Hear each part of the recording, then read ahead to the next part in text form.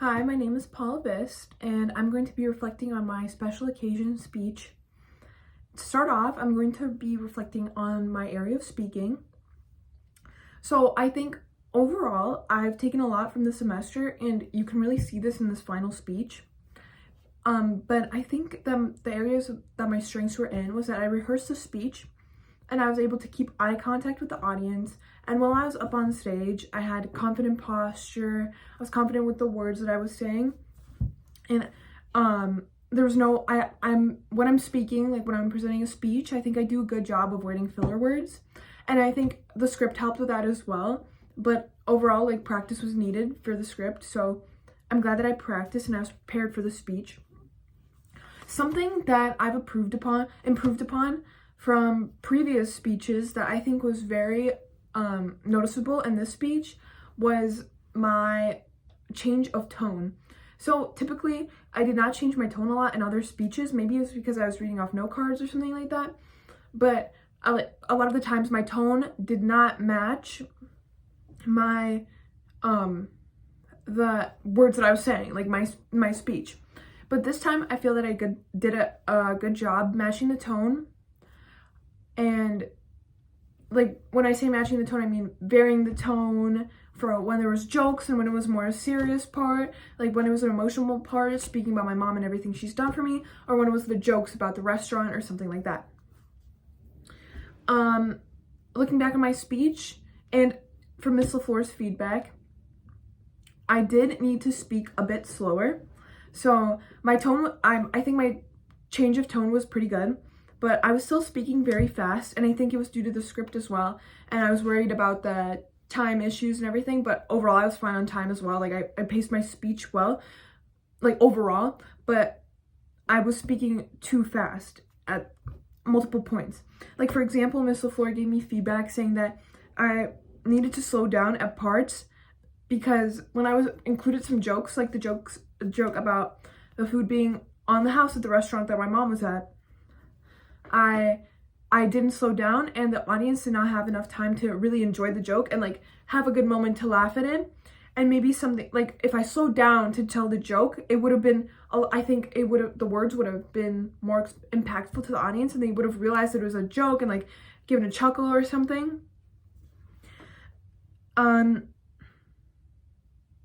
So I brushed through some parts, and I think when you rush through the parts, like especially when I rush through the parts, it can kind of deter the emotional impact of it, because when people speak slowly and with each word, have impact with each word, then it impacts the audience as well. Like it transfers through to the audience, especially pauses in between my sentences. I lacked on that as well, as I'm doing right now a little bit, but it's a reflection.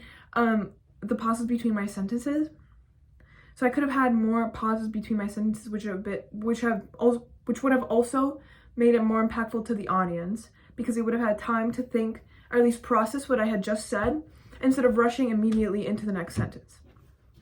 Now moving on into my strengths and weaknesses in the area of audience awareness.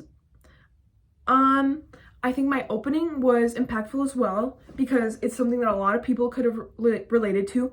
I was talking about how it's usually parents watching kids grow up and thinking, oh, where did the time go by? And then I said something like, I use partial repetition to twist it back and say, well,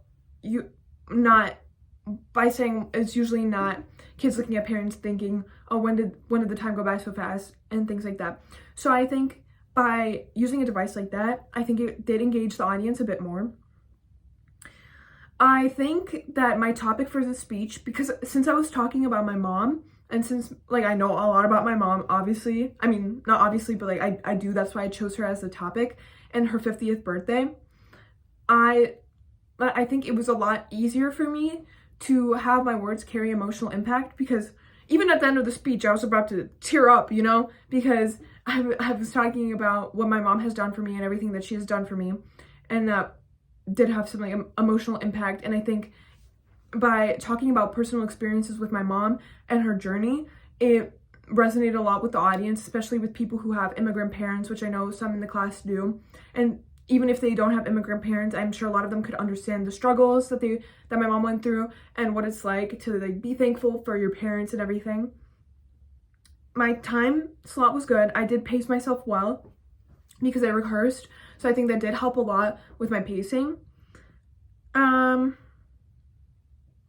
didn't rely on my script a lot, which was good because in previous speeches, I know in something like not my interview speech, but maybe my persuasive speech, yeah, I could have not read off of something as much, and that was something I needed to work on as well, is eye contact with the audience, because that is important to engage the audience. But a part where I lacked on engaging the audience was that, again, with the slowing down thing, I think it would have helped a lot for the audience to understand more of my words and my jokes and things like that, and to have more emotional impact. I think it did already have a good amount of emotional impact, but it could have carried through a lot more if I had slowed down and had spoken like this, paused, and then continued speaking about the subject at hand. I think I organized my speech well so that it could be comprehensive for the audience. Like, I don't think it was all over the place. I think it was structured pretty well without saying things like, first, my mom did this, second, my mom did this, and I had smooth transitions with it, which is something I wanted to work on as well. Because I think having smooth transitions whenever you do public speaking or whenever you present to an audience is really important, because then it doesn't sound as monotone and it can really carry through to the audience more as well, because it's like, oh, you're listening to someone speak, you're engaged with the speaker, and you're not just listening to some boring speech where it's like first this, second that, intro, conclusion.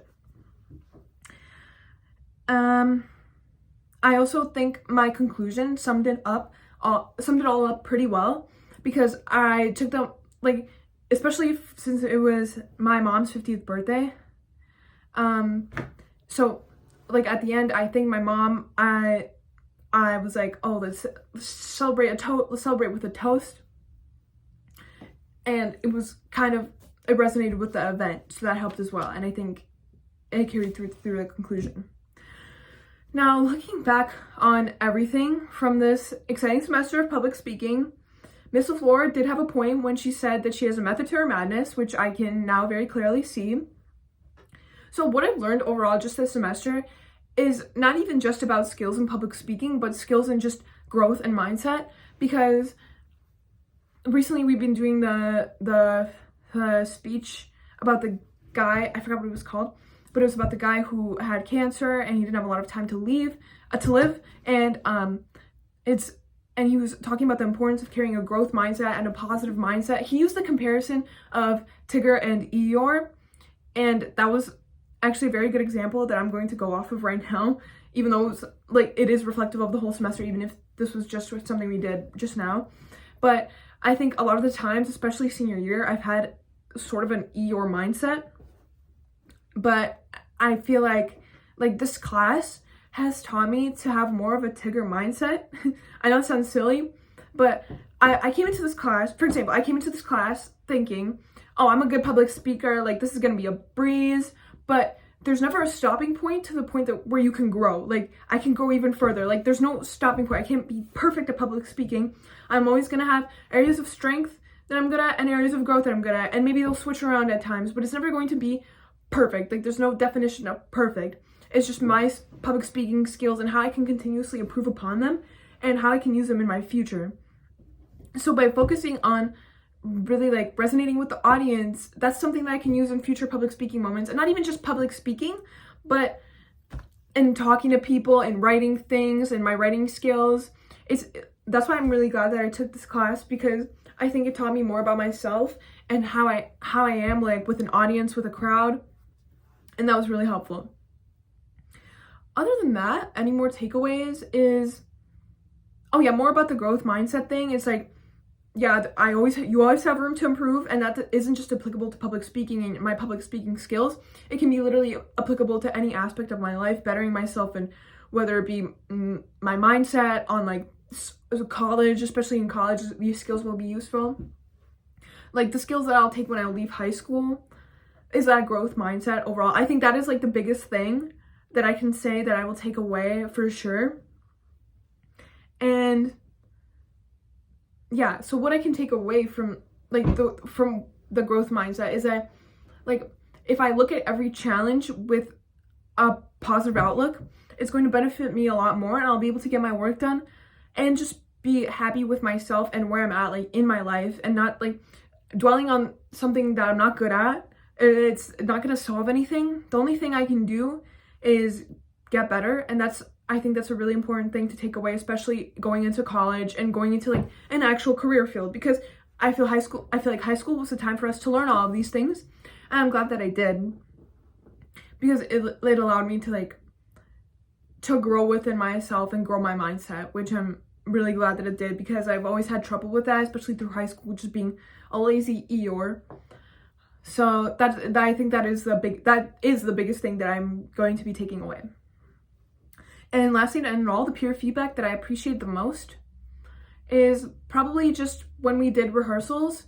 So like when we did that impromptu speech and we got to speak in front of our peers, I noticed that did help a lot in preparing for the actual speech, because it's like we had to practice thinking of a subject, thinking about like points to go with it, and like how to wrap it all up all on the spot. And I feel like a lot of times like this will be useful for classes and even tests and stuff like that.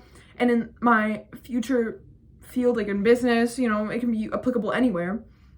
And I think that was a really good thing that we did, because it actually forced us to practice a lot and get into like the process of how we're going to do it and everything.